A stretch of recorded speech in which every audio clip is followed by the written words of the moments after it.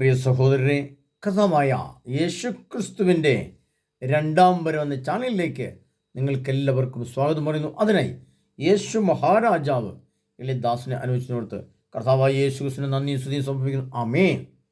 പ്രിയ സഹോദരരെ, ഇന്ന് ദുഃഖവെള്ളിയാഴ്ചയാണ്. ഇന്നലെ പെസഹ വ്യാഴം എന്ന ഒരു തിരുനാളൊക്കെ ആയിട്ട് നമ്മൾ സഭയിൽ ആഘോഷിക്കുകയായിരുന്നു.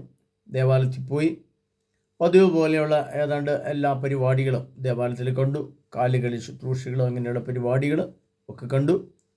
അപ്പോൾ അതൊക്കെ കണ്ട് സന്തോഷം തിരിച്ചു വന്ന് ദുഃഖ വെള്ളിയാഴ്ച ദുഃഖത്തിൻ്റെ ദിവസമായിട്ടുള്ള പരിപാടികൾ കണ്ടു. പക്ഷേ ആർക്കും ഒരു ദുഃഖമോ ഒന്നും ആരുടെയും മുഖത്ത് കണ്ടില്ല. അലസമായിട്ട് നിൽക്കുന്ന ആളുകളെയാണ് കണ്ടത്. എന്തൊക്കെയോ പരിപാടികൾ ഒരു സ്റ്റേജിൽ നടക്കുന്ന പോലെ കണ്ടു. അതിൻ്റെ ഇടയ്ക്ക് ധാരാളം ആളുകൾ പുറത്ത് കുറേ ആൾക്കാർ ഇപ്പോൾ അവരെല്ലാം മൊബൈൽ ഫോണുകൾ ഉപയോഗിക്കുന്നുണ്ട്, സംസാരിക്കുന്നുണ്ട്. അപ്പോൾ ഒരു എയർ റോബോട്ടിൻ്റെ ഒരു പ്രതിമ ഉണ്ടാക്കി വെച്ച ആ പ്രതിമ കൃത്രിമമായിട്ടൊന്ന് കരയുകയാണെങ്കിൽ ആ കരച്ചിൽ പോലെയുള്ള കരച്ചിൽ പോലും ദുഃഖമോ വിഷമോ ആരുടെയും മുഖത്ത് കണ്ടില്ല. കാരണം കർത്താവായ യേശുക്രിസ്തുവിൻ്റെ മുഖത്ത് അടിക്കുകയും താടി വലിച്ചു പറിക്കുകയും മുഖത്ത് തുപ്പുകയും മുൾമുടി വെക്കുകയും അപമാനിക്കുകയും ഒരുപാട് പീഡ സഹിപ്പിക്കുകയും ചമ്മിട്ട് കൊണ്ട് അടിക്കുകയും ഒരുപാട് പീഡ കൊടുത്ത് അനീതിമാനായ ദൈവത്തെ, ക്രിസ്തുവാകുന്ന യേശു എന്ന പരമസത്യത്തെ, ഒരിക്കലും മരിക്കാത്ത ശരീരമുള്ള ആ നിത്യശരീരമാകുന്ന മരിച്ചവർ ഉയർപ്പിക്കുന്ന ആ ശരീരത്തെ ഒരുപാട് അപമാനിക്കുകയും ഒരുപാട് ക്രൂശിക്കുകയും ചെയ്തു. അതിൻ്റെ വായനയൊക്കെ വായിച്ചപ്പോഴും അതിൻ്റെ വാദ്യസംഗീതമൊക്കെ വെച്ചിട്ടുള്ള പാട്ടുകളായിരുന്നു ഉണ്ടായിരുന്നത്. അതുകൊണ്ട് അതൊന്നും, ആ വാദ്യസംഗീതങ്ങളൊന്നും ശരിയല്ല എന്ന് ദൈവത്തിൻ്റെ ആത്മാവ് എന്നോട് പറഞ്ഞു. കാരണം അതൊന്നും അതല്ല. ദാവീദ് കിന്നരം വായിച്ചപ്പോഴാണ് സാവൂളിൽ നിന്ന് സാത്താൻ ഇറങ്ങിപ്പോയത്. അപ്പോൾ ദാവീദിൻ്റെ കിന്നരത്തിനകത്ത് ആ കിന്നരത്തിലെ സ്വരത്തിനകത്താണ് ദൈവാത്മാവുള്ളത് എന്നതുപോലെ നമ്മുടെ ദേവാലയത്തിൽ കേൾക്കുന്ന താളമേളങ്ങളിലെ ആ രാഗത്തിലൊന്നും ദൈവാത്മാവില്ല. കുറേ എന്തൊക്കെയോ പാടിക്കൂട്ടുന്നു എന്നുള്ളതല്ലാതെ അതിനൊന്നും അടിസ്ഥാനപരമായി ദൈവിക സ്വരമില്ല. അതുകൊണ്ടാണ് സങ്കീർത്തനം 81 സങ്കീർത്തനത്തിൻ്റെ ഹെഡിങ് എഴുതിയതിന് ശേഷം അടി എഴുതിയിട്ടുണ്ട്, അഹല്യ രാഗത്തിൽ പാടിയത്, അഷ്ടമി രാഗത്തിൽ പാടിയത്, യദുധൂൻ രാഗത്തിൽ പാടിയത് എന്നൊക്കെ ഈ സങ്കീർത്തനത്തിൻ്റെ അടിഭാഗത്ത് എഴുതി വെച്ചിട്ടുണ്ട്. അതൊക്കെ ആ രാഗത്തിൽ പാടുമ്പോഴാണ് അതിലെ ദൈവാത്മാവ് ഒരു മനുഷ്യനിലേക്ക് കയറുന്നത്. ദൈവത്തിൻ്റെ ആത്മാവിനെ നമ്മൾ ആരാധിക്കുമ്പോൾ പരിശുദ്ധാത്മാവ് നമ്മളിലേക്ക് കയറി വരണമെങ്കിൽ അതിന് തത്തുല്യമായ ഒരു വിശദീകരണ ആരാധന നമുക്ക് ആവശ്യമാണ് എന്നതുപോലെ. അപ്പോൾ ഞാൻ പറഞ്ഞു വന്ന ആശയം ഇതാണ്. നമ്മൾ പെസഹ എന്ന വാക്കിൻ്റെ അർത്ഥം തന്നെ കടന്നുപോക്ക് എന്നാണെന്ന് എല്ലാവർക്കും അറിയാം. അപ്പോൾ അതിൻ്റെ അടിസ്ഥാന മൂല്യം ഇങ്ങനെ പറയുന്നത്, ഈജിപ്തിൻ്റെ അടിമത്തിൽ നിന്ന് ഇസ്രായേൽ ജനം തേനും പാലും ഒഴുകുന്ന കാനാൻ ദേശത്തേക്ക് പുറപ്പെട്ടു പോയി. അടിമത്തിൽ നിന്ന് രക്ഷപ്പെട്ട് വിമോചനം നേടി മറ്റൊരു പ്രദേശത്തേക്ക് പോയി. ഇതാണ് എൻ്റെ ആശയം. അതിൻ്റെ അർത്ഥം ഇതാണ്.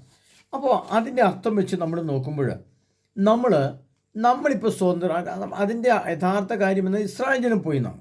അപ്പോൾ ഇസ്രായേൽക്കാരെ രക്ഷിക്കുവാൻ വേണ്ടി, അല്ലെങ്കിൽ അതിനുശേഷമുണ്ടായിരുന്ന ആ 4 യുഗവും ഒക്കെ പൂർത്തിയാകുന്ന കാലഘട്ടത്തിൽ ആയിരക്കണക്കിന് വർഷങ്ങളൊക്കെ മുന്നോട്ട് പോയപ്പോൾ വീണ്ടും ഇസ്രായേൽ സമൂഹം വലിയ ബാബിലോൺ സംസ്കാരം കണ്ടുപിടിച്ചു. നിയമങ്ങൾ, ദൈവം കൊടുത്ത പ്രമാണങ്ങൾ വ്യതിചലിച്ചു. അങ്ങനെ ഒത്തിരി പ്രശ്നങ്ങൾ വന്നപ്പോൾ വീണ്ടും ഇസ്രായേൽ ജനത്തെ രക്ഷിക്കുവാൻ, വീണ്ടെടുക്കുവാൻ ഒരു രാജാവ് കൂടെ ആവശ്യമാണെന്ന് അവിടുത്തെ ജനം ചിന്തിച്ചു. അങ്ങനെ ചിന്തിച്ചുകൊണ്ടിരിക്കുന്ന സമയത്താണ് യേശുക്രിസ്തു ജനിക്കുന്നതും യേശുക്രിസ്തു രാജാവായി 30-ാമത്തെ വയസ്സിൽ പരസ്യജീവിതം ആരംഭിച്ചുകൊണ്ട് ഇസ്രായേലിലും ലോകം മുഴുവൻ പ്രത്യക്ഷപ്പെടുന്നതും സുവിശേഷം എന്ന രീതിയിൽ പ്രസംഗിക്കുന്നു. അതൊക്കെ ചരിത്രസമയത്ത് നമുക്കറിയാം. എന്നാൽ യേശുക്രിസ്തു വന്ന് ഇസ്രായേൽക്കാരെ നോക്കിയപ്പോൾ രക്ഷിക്കാൻ പറ്റില്ല. പക്ഷേ ഇസ്രായേൽക്കാർ കുറേയേറെ ആളുകൾ ക്രിസ്തു വിശ്വസിച്ചു. അപ്പോൾ അവിടുന്ന് അപ്പസ്തോലന്മാർക്ക് ഏൽപ്പിച്ച സുവിശേഷമാണ് ലോകത്ത് മുഴുവൻ നമ്മളിത് കേട്ടുകൊണ്ടിരിക്കുന്നതും. അതിൻ്റെ ഒരു പ്രതീക സ്ഥാപനം, അല്ലെങ്കിൽ ഒരു സംവിധാനം, അല്ലെങ്കിൽ ഒരു കൂട്ടായ്മയാണ് സഭ, കത്തോലിക്ക സഭ എന്ന് പറയുന്നത്. അത് കേരള സഭയുണ്ട്, ഭാരത സഭയുണ്ട്, ആഗോള സഭ, അതിൻ്റെ പ്രതീക സംവിധാനം. അപ്പോൾ ഈ കത്തോലിക്ക സഭയിൽ ഇന്ന് നമ്മളെ നയിക്കുന്നതും ഭരിക്കുന്നതും നമ്മൾ ആരാധിക്കുന്നതും യേശുക്രിസ്തു എന്ന ഏക സത്യദൈവത്തെയാണ്. എന്നാൽ എനിക്ക് നിങ്ങൾ ചോദിക്കുകയാണ്, ഈ യേശുക്രിസ്തു ഭൂമിയിൽ വന്നതിന് ശേഷം ഇപ്പോൾ സഭയിൽ നമ്മൾ സ്വതന്ത്രരാണോ? തിന്മയിൽ നിന്നും വിമോചനം നേടി നന്മയിലേക്ക് മാറിയോ? അന്ന് തേനും പാലും ഒഴുകുന്ന കാനാൻ ദേശത്തെ ഇസ്രായേൽ ജനത്തെ കൊണ്ടുപോയതുപോലെ ഇന്ന് കത്തോലിക്ക സഭ തേനും പാലും ഒഴുകുന്ന കാനാൻ ദേശമായ നിത്യജീവനിലേക്ക് നയിക്കുന്നുണ്ടോ? അല്ലെങ്കിൽ ഇസ്രായേൽക്കാർക്ക് തേനും പാലും വീണ തേന് എന്ന് പറയുന്നത് ഇന്നത്തെ ഭാഷയിൽ പറഞ്ഞ കൂതാശകൾ അഥവാ പ്രാർത്ഥനകൾ, ആരാധനകൾ, ആത്മീയ പ്രവർത്തനങ്ങൾ. അതാണ് പാലെന്ന് പറയുന്ന നൈർമല്യമുള്ള സ്നേഹം, നിർമ്മലമായ കുടുംബജീവിതം, നിർമ്മലമായ ഭാര്യഭർത്തൃ ജീവിതം, നൈർമല്യവും സ്നേഹവും വിശുദ്ധിയും നിറഞ്ഞ കുടുംബജീവിതം. അതാണ് തേനും പാലും ഒഴുകുന്നുള്ളതിൻ്റെ ആത്മീയ അർത്ഥം. അപ്പോൾ അങ്ങനെ നമ്മൾ ഇന്ന് നോക്കുമ്പോൾ നമ്മൾ ഈ തേനും പാലും ഉണ്ടോ? അതൊന്നാമത്തെ ചോദ്യം. രണ്ടാമത്, നമ്മൾ ഫറവോയുടെ അടിമത്തത്തിന് ഇസ്രായേൽ ജനം പുറപ്പെട്ടു പോയതുപോലെ നമുക്ക് ഒരു സ്വാതന്ത്ര്യം നാം അനുഭവിക്കുന്നുണ്ടോ? നാം ഏതെങ്കിലും ഫറവോയുടെ അടിമത്തത്തിലാണോ എന്ന് നമ്മൾ അറിയുന്നതിന് നമ്മൾ വായിക്കേണ്ടത് വിശുദ്ധ യോഹന്നാൻ്റെ സുവിശേഷം 2-ാം അധ്യായം 13-ാം തിരുവചനം. അവിടെ ഇങ്ങനെ കാണുകയാണ്. അവിടെ യോഹന്നാൻ്റെ സുവിശേഷം 2:11 നമ്മൾ കണ്ടു വായിക്കുന്ന ഒരു വലിയ സംഭവം എന്ന് പറയുന്നത് ഇങ്ങനെയാണ്. യോഹന്നാൻ 2:13 അവിടെ ഇങ്ങനെ കാണുന്നു: യഹൂദരുടെ പെസഹ അടുത്തിരുന്നതിനാൽ യേശു ജെറുസലേമിലേക്ക് പോയി. കാള, ആട്, പ്രാവ് എന്നിവ വിൽക്കുന്നവരെയും നാണയം മാറ്റാനിരിക്കുന്നവരെയും ദേവാലയത്തിൽ അവൻ കണ്ടു. അതിനുശേഷം അവൻ കയറുകൊണ്ട് ഒരു ചമ്മട്ടി ഉണ്ടാക്കി അവരെയെല്ലാം ആടുകളോടും കാളുകളോടും കൂടെ ദേവാലയത്തിൽ നിന്ന് പുറത്താക്കി. അത്ര നമ്മൾ വായിക്കാം. അപ്പോൾ ഇങ്ങനെ വായിക്കുമ്പോൾ ആദ്യം കാണുന്നത് കാള എന്ന സംഭവത്തെയാണ്. കാള എന്തിൻ്റെ പ്രതീകമാണ്? നാം ഇപ്പോൾ ശരിക്കും കത്തോലിക്ക സഭ അല്ലെ നമ്മൾ സഭയായിട്ട് മൊത്തം കൂടുമ്പോൾ 140 കോടി വരുന്ന ജനം മുഴുവനും നമ്മൾ ഈ ജനം മുഴുവൻ ആരെങ്കിലും അടിമത്വത്തിലാണോ ഉള്ളത്? അതോ നാം ക്രിസ്തുവിൻ്റെ സ്വാതന്ത്ര്യത്തിൽ, ക്രിസ്തുവിൻ്റെ സന്തോഷത്തിൽ, ക്രിസ്തുവിൻ്റെ ആനന്ദത്തിൽ, ക്രിസ്തുവിൻ്റെ മഹത്വത്തിൽ, ക്രിസ്തുവിൻ്റെ കൂടെയുള്ള ജീവിതത്തിൽ ഒരു മരിച്ച് ഉയർക്കുന്നതിന് വേണ്ടിയുള്ള വിശ്വാസവും വിശുദ്ധിയും രൂപീകരിച്ച് സ്വാംശീകരിച്ച് അതിൽ അന്തർലീനമായിരിക്കുന്ന ആത്മീയ നിഗൂഢ രഹസ്യങ്ങളെ ബോധ്യതലത്തിൽ ഉൾക്കൊണ്ട് അതിനുള്ള പ്രബോധനം എന്ന് പറഞ്ഞാൽ പ്രവർത്തിക്കാനുള്ള ബോധമാണ് പ്രബോധനം. പ്രവർത്തിക്കാനുള്ള ബോധത്തിൽ ആണോ ഉള്ളത് എന്ന് മനസ്സിലാക്കുമ്പോൾ കർത്താവ് പറഞ്ഞ് ഈ വചനത്തെ ആധാരമാക്കി നമ്മൾ നോക്കുന്നത് അവൻ കാള എന്ന മൃഗത്തെ അതിൻ്റെ കയറും എല്ലാം കൂടി എടുത്ത് അവനെ അടിച്ച് കാള എന്ന സംഭവത്തെ ദേവാലയത്തിൽ നിന്ന് അടിച്ച് പുറത്താക്കി എന്നാണ് കാണുന്നത്. അപ്പോൾ എന്താണ് കാള? കാള എന്ന് പറഞ്ഞാൽ വയലിൻ്റെ പ്രതീകം. അത് അന്ന് കാള എന്ന് പറയുന്നത് അവിടെ ബലിയർപ്പിക്കാൻ വേണ്ടി കൊണ്ടുവരുന്ന കാളകളെയായിരുന്നു. പാപപരിഹാരാർത്ഥം ജെറുസലേം ദേവാലയത്തിൽ കൊണ്ടുവന്ന കാളകൾ. അപ്പോൾ കാളകളെ കൊണ്ടുവന്നിട്ട് പണം മേടിച്ചിട്ട് കാളെ വിറ്റിട്ട് പണം മേടിച്ച് അവിടെ ജെറുസലേം ദേവാലയത്തിൽ കൊടുക്കും, പാപത്തിൻ്റെ പരിഹാരമായിട്ട്. ആ പ്രക്രിയയായിരുന്നു. അപ്പോൾ അവിടെ അതങ്ങനെ സംഭവിച്ചു. എന്നാൽ ഈ ഫറവോ എന്ന വ്യക്തി ആരാണ് എന്ന് നമ്മൾ അറിഞ്ഞാൽ അതിൻ്റെ അടിമത്തത്തിൻ്റെ ആഴം എത്രമാത്രം ഉണ്ടെന്ന് നമുക്ക് മനസ്സിലാക്കാൻ സാധിക്കുള്ളൂ. അതിനെപ്പറ്റി പുറപ്പാടിൻ്റെ പുസ്തകം 1-ാം അധ്യായം അതിൻ്റെ 11-ാം തിരുവചനത്തിലേക്ക് വരുമ്പോഴാണ് ആരായിരുന്നു ഫറവോ എന്ന് മനസ്സിലാക്കാൻ പറ്റുക. അവിടെ ഇങ്ങനെ കാണുന്നു: അനന്തരം അവരെ കഠിനാധ്വാനം കൊണ്ട് ഞെരുക്കാൻ ക്രൂരന്മാരായ മേൽനോട്ടക്കാരെ നിയമിച്ചു. 14-ാം തിരുവചനത്തിലേക്ക് വരുമ്പോൾ കുമ്മായവും ഇഷ്ടിയും കൊണ്ടുള്ള പണികളും വയലിലെ വേലകളും കഠിനാധ്വാനം കൊണ്ട് അവരുടെ ജീവിതം ക്ലേശപൂർണ്ണമാക്കി. മർദ്ദനത്തിൻ്റെ കീഴിൽ അടിമവേല ചെയ്യാൻ ഇസ്രായേലിയർ നിർബന്ധിതരായി. അപ്പോൾ മർദ്ദനമേറ്റ് അടിമകളെ പോലെ ഇസ്രായേൽക്കാരെ പിടിച്ചുകൊണ്ട് അടിമകളാക്കി വെച്ചു. അതിനുശേഷം അവരെ മർദ്ദിക്കാൻ തുടങ്ങി. എന്നിട്ട് പറയുകയാണ്, നീ ഈ രീതിയിൽ കുമ്മായും ഇഷ്ടിയും കൊണ്ടുള്ള പണികളും വയലിലെ വേലകളും കഠിനാധ്വാനം കൊണ്ട് അവരുടെ ജീവിതം ക്ലേശപൂർണ്ണമാക്കി. മർദ്ദനത്തിൻ്റെ കീഴിൽ അടിമവേല ചെയ്യാൻ ഇസ്രായേലിൽ നിർബന്ധിതരായി. അപ്പോൾ ഇവിടെ നമ്മൾ മനസ്സിലാക്കേണ്ടത് അവർ കഠിനാധ്വാനം കൊണ്ട് ഞെരുക്കാൻ ക്രൂരന്മാരായ മേൽനോട്ടക്കാരെ നിയമിച്ചു എന്നുള്ളതാണ്. ഇവിടെ 2 ആശയമാണ് നമ്മൾ കാണുന്നത്. ഒന്ന്, അതിൻ്റെ അതേ ആശയത്തെ ആ പുറപ്പാടിൽ നിന്നും ഇന്ന് നമ്മൾ യുഗാന്ത്യമായ ഈ 5000-6000 വർഷങ്ങൾക്ക് ശേഷം ഈ പശ്ചാത്തലത്തേക്ക് കൊണ്ടുപോകുമ്പോൾ ഇന്ന് നമ്മുടെ മേൽ ഫറവോ അധികാരം നടത്തുന്നുണ്ടോ, ഫറവോ എന്നൊരു സംവിധാനം ഇന്ന് ഉണ്ടോ എന്ന് മനസ്സിലാക്കുവാൻ നമ്മൾ ആദ്യം പഠിക്കേണ്ടത് കുമ്മായും ഇഷ്ടിയും കൊണ്ടുള്ള പണികളും എന്നുള്ള ആ ഒരു പോയിന്റിനെ, ആ ഒരു സത്യത്തെ നമ്മൾ എടുക്കുമ്പോൾ എന്താ മനസ്സിലാകുന്നത്? നമുക്കറിയാം, നമ്മൾ ഇന്ന് അതിൻ്റെ ഉദാഹരണം പറയുമ്പോൾ നമുക്ക് പെട്ടെന്ന് മനസ്സിലാവും. പ്രിയപ്പെട്ടവരെ, നമ്മൾ ഒരു കുഞ്ഞ് ജനിക്കുകയാണെന്ന് വിചാരിച്ചു. ഇന്ന് ഒരു 10-15 വർഷം മുമ്പ് ഒരു വീട്ടിൽ ഒരു ദമ്പതികൾക്ക് ഒരു കുഞ്ഞ് ജനിക്കുന്നു. പെൺകുഞ്ഞാണെങ്കിൽ ജനിക്കുന്ന പെൺകുഞ്ഞാണെന്ന് കണ്ടാൽ അപ്പോൾ തന്നെ അവർ ആദ്യം തീരുമാനിക്കുന്ന കുഞ്ഞിനെ ഇംഗ്ലീഷ് മീഡിയം വിദ്യാഭ്യാസം കൊടുക്കണം. 2, അവളെ എന്താക്കി മാറ്റണം? നേഴ്സാക്കി മാറ്റണം. പിന്നെ അല്ലെങ്കിൽ ജർമ്മൻ ഭാഷ പഠിപ്പിക്കണം. അങ്ങനെ 15 വയസ്സായ കുഞ്ഞ് ആകുമ്പോഴത്തേനും അതിനെ 10ാം ക്ലാസ്സിൽ കൊണ്ടിരുത്തുകയാണ്, അല്ല 1ാം ക്ലാസ്സിൽ കൊണ്ടിരുത്തുകയാണ്. 1 മുതൽ 10 വരെയുള്ള പഠനം ഇംഗ്ലീഷ് വിദ്യാഭ്യാസമാണ്. ഇംഗ്ലീഷ് വിദ്യാഭ്യാസം വിജാതീയ ഭാഷയാണ്.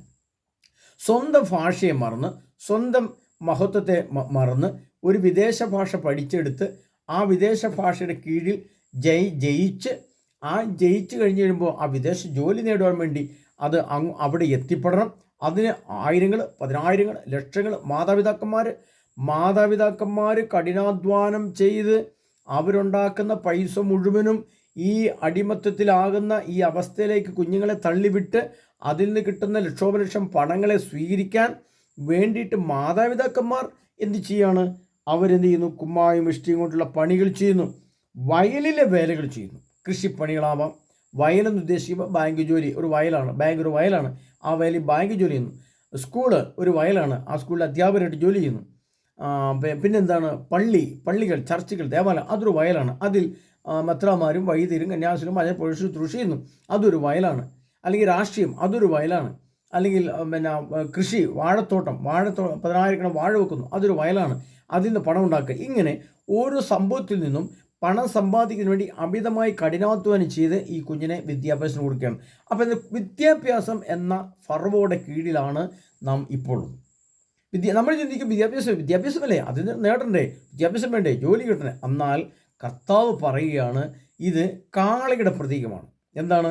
യോഹന്നാന്റെ സുവിശേഷം 2:11 കാള, ആട്, പ്രാവ്, നാണയം 4 സാധനമാണ് ദേവാലയത്തിൽ നീക്കം ചെയ്തത്.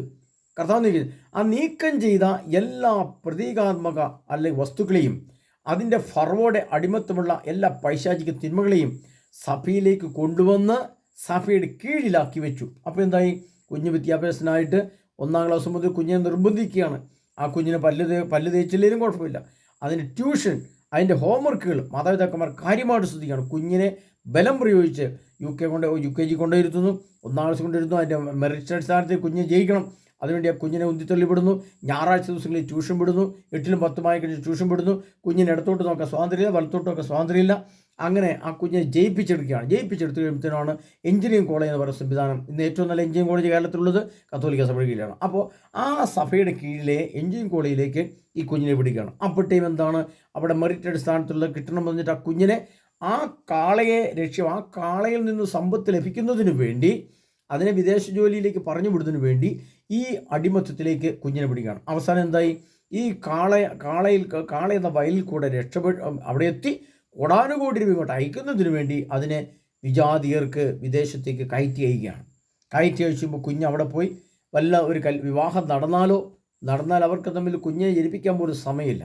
അത്രമാത്രം അകന്നു കഴിഞ്ഞുകൊണ്ട് കുടുംബജീവിതത്തിൻ്റെ ഭദ്രത തകർത്ത് ശരീരത്തിൻ്റെ ആവശ്യം നിറവേറ്റാൻ പറ്റാതെ ആത്മീയ സംഘർഷത്തിലായി വിശുദ്ധ ബലിയും കൂതാശകളും നഷ്ടപ്പെട്ട് ഈ അടിമത്വത്തിൻ്റെ കീഴിലേക്ക് പോയി പണം എന്ന ദ്രവ്യാസക്തിയെ ആസക്തിയോടെ ആഗിരണം ചെയ്ത് അതിനുവേണ്ടി തൻ്റെ ജീവിതവും പ്രാർത്ഥനയും ഇവിടെ ഇരിക്കുന്ന കുമ്മായും ഇഷ്ടിയും കൊണ്ടുള്ള പണികളും. അപ്പോൾ പ്രിയപ്പെട്ടവരെ, ഈ ജർമ്മൻ ഭാഷ പഠിച്ചും വിദേശ ജോലി നേടിയും ഒരു പഴയ കാലത്തെ പോലെ മണ്ണാങ്കട്ട കൊണ്ട് ഒരു കെട്ടിടമുണ്ടാക്കി വെച്ചാൽ പെണ്ണിൻ്റെ വീട്ടുകാർ സമ്മതിക്കുമോ? ചെറുക്കൻ്റെ വീട് ഒരു മണ്ണാങ്കട്ട ആസ്പെറ്റോസ് ഇട്ടാന്ന് പറഞ്ഞ പെണ്ണിൻ്റെ വീട്ടുകാർ വരുമ്പം അവർ 2 നിലയുള്ള വലിയ കെട്ടിടത്തിലാണ് കിടക്കുന്നത്. 1.5 കോടി 2 കോടി രൂപയുടെ കെട്ടിടത്തിലാണ് പെണ്ണിൻ്റെ വീട്ടുകാർ താമസിക്കുന്നത്. നഴ്സിംഗ് പഠിച്ച് വിദേശത്ത് പോയി USA പോയി അവിടെ കിട്ടുന്ന വലിയ പണം കൊണ്ട് അവർ ചെയ്യും. ചെറുക്കൻ്റെ വീട് മണ്ണാങ്കട്ടിട്ട് ഓടിട്ട വീടാണ്. കല്യാണം നടക്കുമോ? ഇല്ല. അപ്പോൾ കല്യാണം നടക്കാൻ വേണ്ടി എന്ത് ചെയ്യണം? അവരുടെ ജീവിതം ക്ലേശപൂർണ്ണമായി, വയലിലെ വേലകളും കഠിനാധ്വാനം കൊണ്ട് അവരുടെ ജീവിതം ക്ലേശപൂർണ്ണമായി മർദ്ദനത്തിൻ്റെ കീഴിൽ അടിമവേല ചെയ്യാൻ ഇസ്രായേൽ നിർബന്ധിതരായി. അപ്പോൾ എൻ്റെ മകൻ്റെ വിവാഹം നടക്കുന്നതിന് വേണ്ടി എനിക്കും പണിതേ പറ്റൂ, ഒരു 2 നില പാർക്ക് വിടും. അപ്പോൾ വെട്ടുകല്ല് കൊണ്ട് പണിയണം. കുമ്മായ ഇഷ്ടിയം പോലെ, അന്ന് കുമ്മായ ഇഷ്ടിയാണെങ്കിൽ ഇന്ന് വെട്ടുകല്ല്, ചെങ്കല്ല് വെട്ടി അതിൻ്റെ കോടാനുകൂടി പൈസ ഉണ്ടാക്കണം. അങ്ങനെ ഈ അടിമത്വത്തിൻ്റെ കീഴിൽ എന്ന് പറഞ്ഞാൽ ഒരു കുഞ്ഞിൻ്റെ വിവാഹം നടക്കുന്നതിന് വേണ്ടി അവൻ്റെ മാതാപിതാക്കന്മാർ അമിതമായി കഠിനാധ്വാനം ചെയ്യണം. ആ മകനോ മകളോ അവർ അമിതമായി കഠിനാധ്വാനം ചെയ്യണം. അവർ അമിതമായി കഠിനാധ്വാനം ചെയ്ത് പണമുണ്ടാക്കി ഈ 2 നില ഉണ്ടാക്കണം. അങ്ങനെ 2 നിലയുള്ള വീടുണ്ടെങ്കിലേ പെൺകുട്ടികൾ കണ്ടാൽ ഇഷ്ടപ്പെടുള്ളൂ. അപ്പോൾ അവിടെയോ പെൺകുട്ടികളുടെ അടിമത്വം, വിവാഹമെന്ന അടിമത്വം, സമ്പത്തെന്ന അടിമത്വം. അതുകൊണ്ട് കർത്താവ് അർത്ഥമാക്കിയ ആത്മീയ സ്വാതന്ത്ര്യത്തിലേക്ക് വരാൻ പറ്റാതെ ഈ സഭയുടെ അടിമത്വത്തിനും ഈ സമൂഹത്തിൻ്റെ അടിമത്വത്തിനും സമ്പത്ത് സമ്പാദിക്കാൻ വേണ്ടി തൻ്റെ മനസ്സും ശരീരവും ആത്മാവും കഠിനാധ്വാനം ചെയ്ത് ശരീരം ക്ഷീണിച്ച് രോഗിയായി 65 വയസ്സാകുമ്പോൾ പെൻഷൻ പറ്റിയിട്ട് പോലും പെൻഷൻ പറ്റിയാലും ജീവിക്കാൻ നിർവാഹമില്ലാത്ത വിധം അത്രമാത്രം കാള എന്ന വയലിൻ്റെ അടിമത്യത്തിലേക്ക് പോകുന്ന സംവിധാനം ഇന്ന് സഭയിലുള്ളപ്പോൾ ഏത് വ്യക്തിക്കാണ് സ്വസ്ഥമായി, സമാധാനമായി, സന്തോഷമായി, ആത്മീയമായി, ആനന്ദത്തോടെ ജീവിക്കാൻ പറ്റുന്നത്? ക്രിസ്തു തന്ന സ്വാതന്ത്ര്യം എന്ന് പറയുന്നതാണ്. ക്രിസ്തുവിനെ ഞാൻ നിങ്ങളെ സ്വന്തരാക്കിയാൽ നിങ്ങൾ യഥാർത്ഥ പുത്രൻ നിങ്ങളെ സ്വന്തരാക്കിയാൽ നിങ്ങൾ യഥാർത്ഥത്തിൽ സ്വതന്ത്രനായി എന്ന് കർത്താവായ ഈശോ നമ്മളെ പഠിപ്പിച്ചു. പക്ഷേ നമ്മുടെ സഭ പോലും നമുക്കെന്താണ് ഫറവയാണ്, അല്ലെങ്കിൽ കാള എന്ന വയൽ, അത് അടിമത്വമാണ്. ആ അടിമത്തത്തിലാണ്. ഇപ്പോൾ ഈ അടിമത്തത്തിൽ ജീവിക്കുന്ന നമുക്ക് ഏത് സ്വാതന്ത്ര്യമാണ്? നമ്മൾ പെസഹ വ്യാഴാഴ്ച നമ്മൾ പെസഹയുടെ കടന്നുപോക്ക് നമ്മൾ ഇസ്രായേൽക്കാരെ ഓർത്തുകൊണ്ടാണ്. ഇസ്രായേൽക്കാർ അവിടുന്ന് കടന്നു പോയിട്ട് നമ്മളും കടന്നുപോയെന്ന് പറഞ്ഞിട്ടാണ് നമ്മളിത് ആഘോഷിക്കുന്നത്. നമുക്കെന്ത് പ്രയോജനം പ്രിയപ്പെട്ടവരെ? ഞാൻ നിങ്ങൾ ചോദിക്കുകയാണ്, എന്നെ കേൾക്കുന്ന പ്രിയ സഹോദരനെ, ഈ ഇസ്രായേൽക്കാർ ഈജിപ്തിനടുത്ത് കടന്നുപോയി, അതുകൊണ്ട് നമ്മൾ പെസഹ ആഘോഷിക്കുമ്പോൾ അവർ കടന്നുപോയി രക്ഷപ്പെട്ടിട്ടുണ്ടാവും, അല്ലെങ്കിൽ അവരെ ദൈവം വിളിച്ചുകൊണ്ട് പോയതാണ്. പിതാവാ ദൈവമാണ് അവർ വിളിച്ചുകൊണ്ട് മോശയുടെ നേതൃത്വം കൊണ്ടുവന്നത്. നമ്മളെ കൊണ്ടുകൊണ്ടിരുന്നത് മാർപ്പാപ്പയും സഭയും ഭരണാധികാരികളായ മേൽഘടത്തിലുള്ള മെത്രാന്മാർ, കർദിനാൾമാർ, മാർപ്പാപ്പയാണ്. അവർ നമ്മളെ കൊണ്ടാണ് കൊണ്ടുവന്നത്. സ്വാതന്ത്ര്യത്തിലേക്കാണോ? ആത്മീയ സ്വാതന്ത്ര്യത്തിലേക്കാണോ? ഏറ്റവും നല്ല എഞ്ചിനീയറിംഗ് കോളേജ്, ഏറ്റവും നല്ല ഇംഗ്ലീഷ് വിദ്യാഭ്യാസം, ഏറ്റവും നല്ല ജർമ്മൻ ഭാഷ പഠനം, ഏറ്റവും നല്ല വിദേശ ജോലി, അതിനുവേണ്ടി എന്താണ് നഷ്ടപ്പെടുത്തുന്നത്? സ്വന്തം ജീവനും ജീവിതവുമാണ് നഷ്ടപ്പെടുന്നത്. അപ്പോഴെപ്പോഴാണ് മനസ്സിലാകുന്നത്? ലാസ്റ്റ് യുദ്ധങ്ങളും പ്രശ്നങ്ങളും വരുമ്പോൾ ഇങ്ങോട്ട് കയറിപ്പോരാൻ പറ്റുന്നില്ല.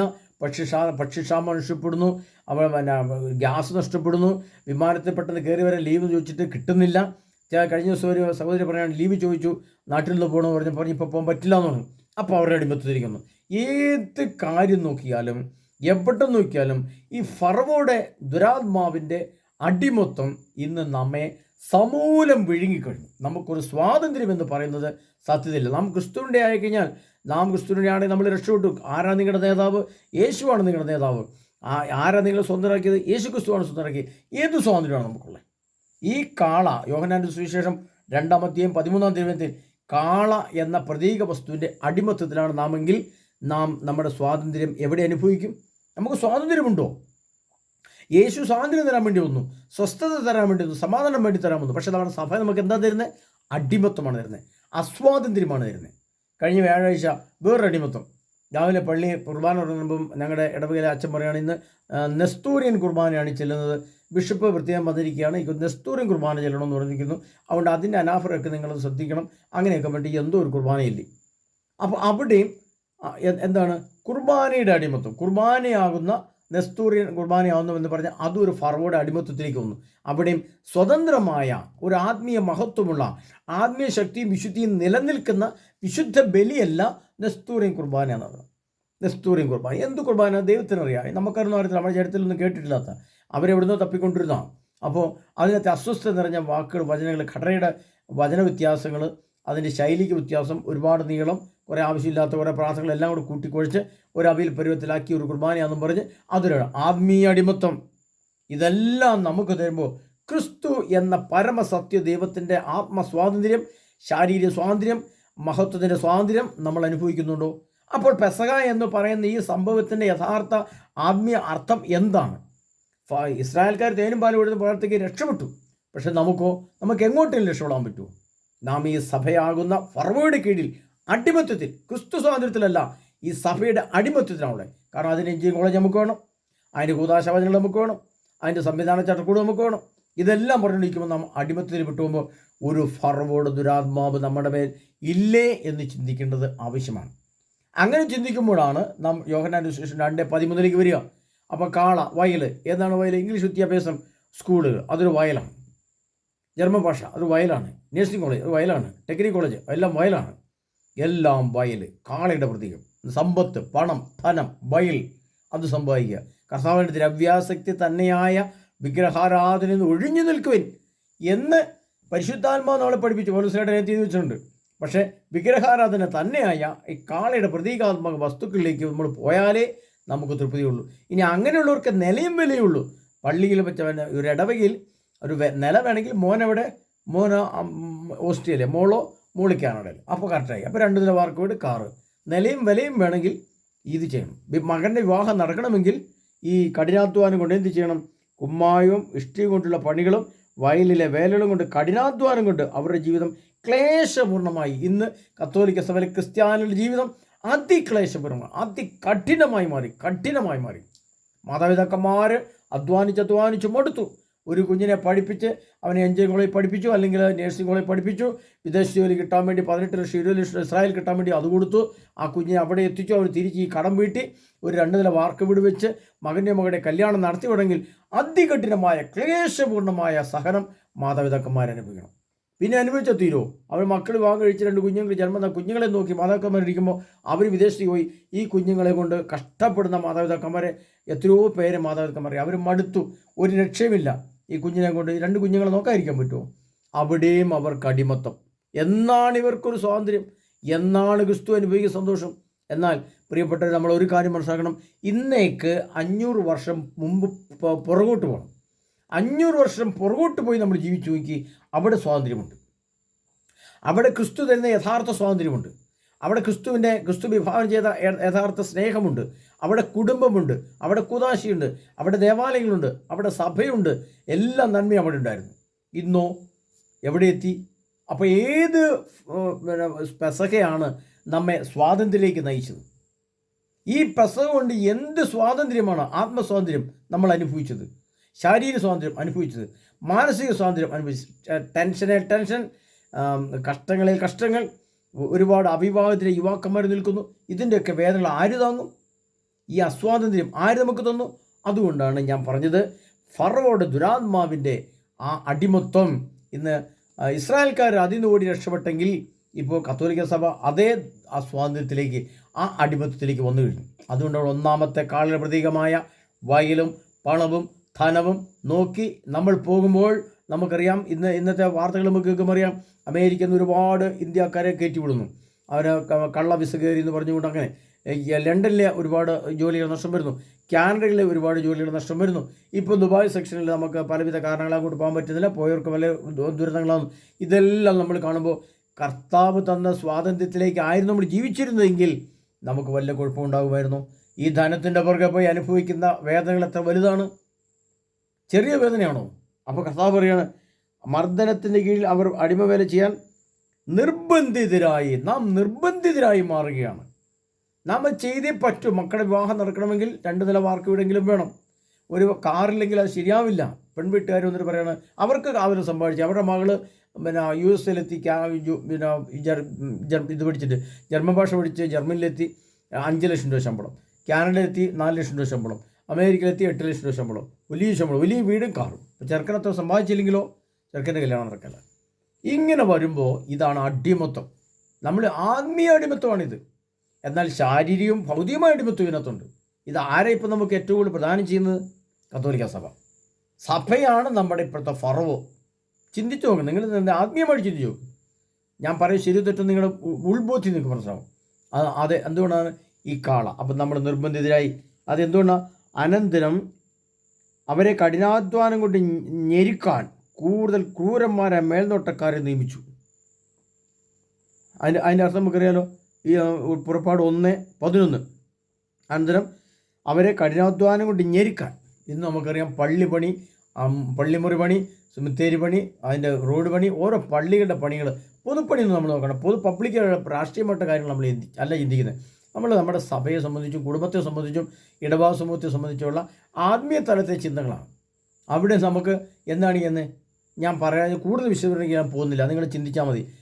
പണികൾക്ക് നിയമിക്കുന്ന കമ്മിറ്റികളൊക്കെ നിയമിക്കുന്ന, പുതിയൊക്കെ നിയമിക്കുന്ന ആ സംവിധാനം ചെയ്തില്ലെങ്കിൽ നമുക്ക് നമ്മളെ ചില പീഡനങ്ങളൊക്കെ അനുഭവിക്കേണ്ടി, അല്ലെങ്കിൽ എല്ലാം കൂടെ ഒരു സമയത്ത് ഒരു പൈസ എല്ലാം കൂടി മൊത്തം കണ്ടു കെട്ടിയെടുക്കുന്ന പോലെ കൊടുക്കേണ്ടി വരും. ചില പശ്ചാത്തലങ്ങൾ നമ്മൾ അവിടെ വരുന്നു. അപ്പോൾ നമ്മൾ അനുഭവിക്കുന്നത് ഏത് സ്വാതന്ത്ര്യമാണ്, ഏത് ഫറവോയുടെ കീഴിൽ നിന്നാണ് നമ്മൾ രക്ഷപ്പെട്ടത്.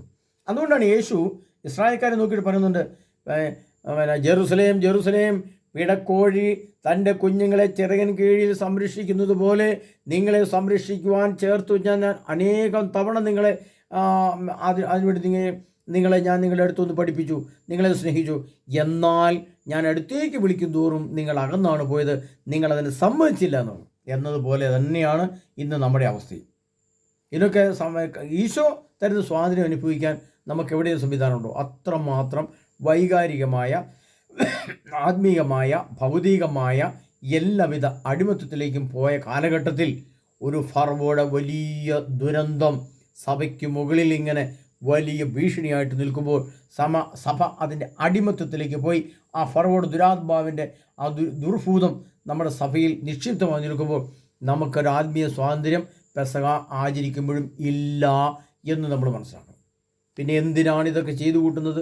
അതുകൊണ്ട് പറഞ്ഞ് ഇതൊന്നുമില്ലാതെ, ഈ വാർക്ക വീടുകളില്ലാതെ, ഈ കാർ സംവിധാനമില്ലാതെ, ഈ വലിയ ജർമ്മൻ ഭാഷ പഠനമില്ലാതെ, ഇംഗ്ലീഷ് വിദ്യാഭ്യാസമില്ലാതെ, ഇതൊന്നുമില്ലാതെ 500 വർഷം പുറകിൽ ഒന്നുമില്ലായ്മയിൽ സാധാരണ കൃഷിയും അല്പം കുടുംബജീവിതമായിട്ട് ജീവിച്ചവർക്ക് 8-10 മക്കളുമായിട്ട് കുടുംബം ജീവിച്ച വലിയ കുടുംബം ഉണ്ടായിരുന്നപ്പോൾ സഭയുണ്ടായിരുന്നു, സഭ വളർന്നു, കുടുംബമുണ്ടായിരുന്നു, കുടുംബം വളർന്നു.